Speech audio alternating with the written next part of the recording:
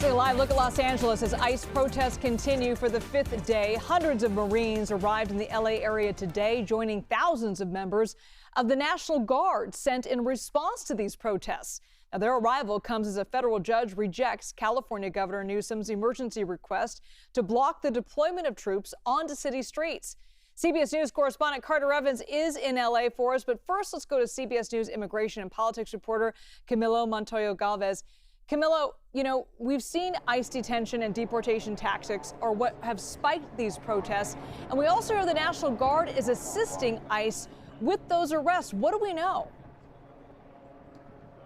Well, we can now confirm, Liz, that the National Guard troops, some of them deployed by President Trump, are now going with immigration and customs enforcement officers here in Southern California on operations targeting immigrants who are suspected of being in the country unlawfully. And the National Guard, according to ICE officials, is providing security on these ICE officers. And that is still in compliance with that executive order issued by President Trump over the weekend that not only called for the National Guard to provide protection and security to federal buildings like the Immigration Court in downtown Los Angeles, but also to protect federal officers as they are enforcing U.S. immigration law. And now we are told by ICE that that is exactly what is happening here in Southern California. Liz? So what are you hearing from protesters about these tactics, Camilo? Well, the protesters' main demand seems to be for ICE to stop conducting immigration sweeps and arrests here in Southern California. They, of course, started protesting after highly visible raids and worksite enforcement operations on Friday here in the Los Angeles area that arrested more than 100 individuals, again, suspected of being in the country illegally. But Immigration and Customs Enforcement continues to conduct operations here in Los Angeles and in other communities across the country. Just yesterday, on Monday, ICE arrested 1,200 individuals across the country, according to data obtained by CBS News. So the ICE operations that these protesters want to end are continuing, Liz. Yeah, they're expanding. Camilo Montoya-Galvez, thank you so much. All right, let's go to CBS News correspondent Carter Evans. Carter, tell us what you're seeing where you are. Well, so different than yesterday. Yesterday, we were seeing a large group of people, probably close to 1,000. Today, it's smaller groups, and they're mobile, and so are the police. Right behind me here, you can see a group in the posture here, relatively calm right now. Some stragglers, protesters still left. We had a big group here, maybe 100 or 200, about 45 minutes or so ago, but they have moved on.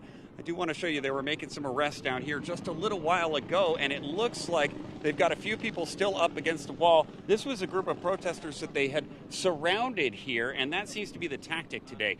They get a group of the protesters, and they block them off on all sides, and then very slowly, very calmly, over a long period of time, maybe an hour or more, they slowly make the arrests and take them away in buses. And Carter, the governor of California, the mayor of Los Angeles, both say that the added military presence is only fueling the fire and aggravating tensions. What reactions are you seeing from protesters with that? Well, I have to tell you, I have not seen a very large presence from the National Guard, and I have not seen any Marines down here. Now, the National Guard is in front of the federal building. They've been posted up there, but they haven't had too many of them out there. They've been there with Customs and Border Protections officers, basically protecting the building, and that's it. Now, you heard Camilo say that they're also accompanying officers on these raids. Now, that is not something that we have been able to see down here. And for the most part, I want you to look at the officers behind me. Everywhere you look, these are all LAPD officers. There are no National Guard involved.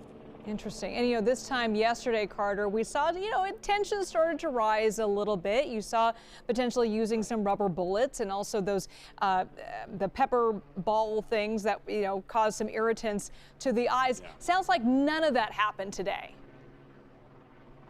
So I did hear that there was some rubber bullets fired. When they declared an unlawful assembly here, there were some rubber bullets fired to disperse the crowd. But it is not as intense feeling as it was yesterday, if you will.